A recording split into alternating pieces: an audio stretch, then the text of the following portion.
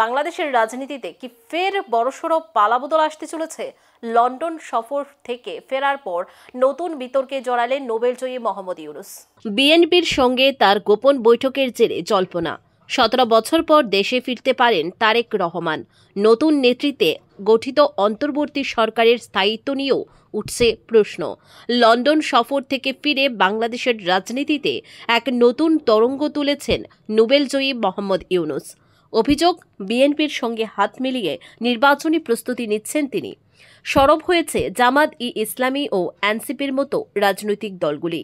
সূত্রের খবর, গত 13 জুন লন্ডনে ইউনূসের সঙ্গে গোপনে বৈঠক করেন বিএনপির ভারপ্রাপ্ত চেয়ারপারসন তারেক রহমান।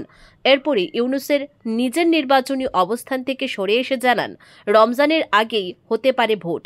আর এই বৈঠকের পর থেকেই জোর জল্পনা শুরু।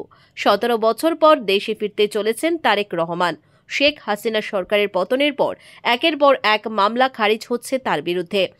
গুলশানের বাসভবনেই থাকার সম্ভাবনা।